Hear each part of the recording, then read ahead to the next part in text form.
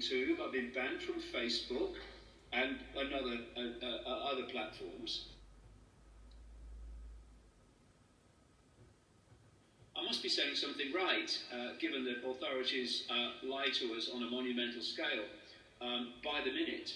And now I find out this week from someone who contacted us that for several months now, which kind of seems to cover the period of the coronavirus pandemic, I've been banned in Mexico because they've blocked davidicke.com. So there has to be a common theme here that authorities don't like what I'm saying. So they want, as their plan a mandatory vaccination for a virus which, even if you believe it exists, there is a gathering consensus estimate, even in the mainstream, in the Centers for Disease Control, that if you're under 70, the infection to fatality rate is 0.004%.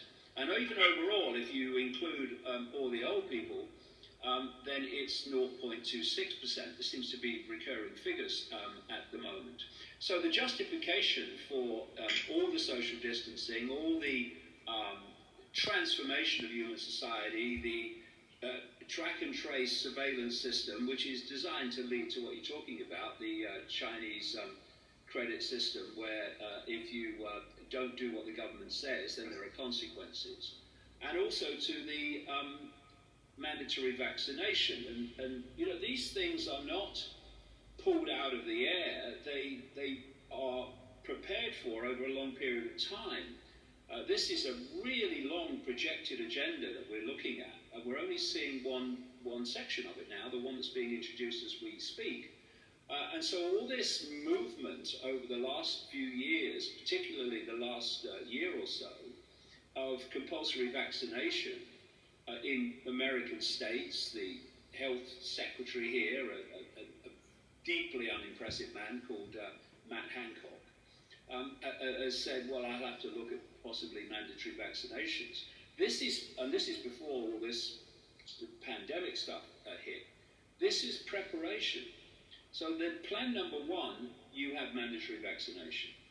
If there's a lot of pushback, and that's what people, you know, like us are working towards, to get people to question what they're being told and to not just accept it. And people say, we're not having it, we're not having it, we're not having it, in large enough numbers. Then they'll go to plan B for them, which is what you've kind of indicated.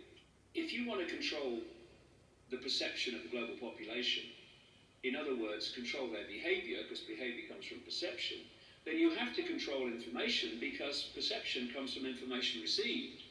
And if you are putting out your official narrative and it is being challenged in a very credible way with factual evidence, then you're not controlling perception, because people have another angle and another source of information from which to form their perceptions.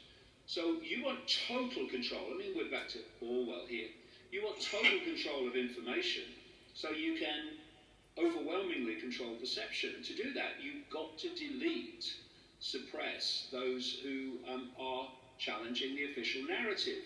And so when you look at the way this global cult works that I've been exposing all these years, it's a web, and different strands of the web serve the spider in the center of the web in their own particular specialization. But together, they're all working to the same end because they're controlled by the same force. So the World Health Organization puts out the official narrative of the, quote, pandemic, which it declared, if you remember. And the World Health Organization is simply a front for Bill Gates, and Bill Gates is a front for the cult, the spider. The World Health Organization gives you the official narrative, which changes, by the way, and contradicts itself. It doesn't matter, it's official. And Silicon Valley, which dominates so much of the information that people receive now, then censors challenges to that World Health Organization narrative. This is going on all the time. And I've said a number of times in the last few weeks, they're not censoring because it's a bit of fun. especially in this whole pandemic hoax, as I would call it. They're not censoring for fun. They're not censoring to show you how much power they have. They're censoring because they've got no choice. They have to censor because their narrative is so threadbare, so contradictory, so unsupportable by people's personal experience that if you didn't censor the unraveling of it, then it would be all over the cutting room floor, as it were. So they have to censor, and it's up to us and people that value the truth to start, and it's happening, to build platforms of communication which will not be censored by these psychopaths. By the way, another lockdown's coming. What's going to happen, mate, when people start getting colds and coughs and snotty noses and flu and pneumonia, as they always have from the usual causes through the winter months? They're going to be hysterical. Everything's going to be COVID-19. And so, therefore, they're going to say you cannot come out of lockdown unless you have the vaccination. So these are the two twin whammies, if you like, double whammies that they want to throw at us. But again, even with the second one, you know, we hold the aces.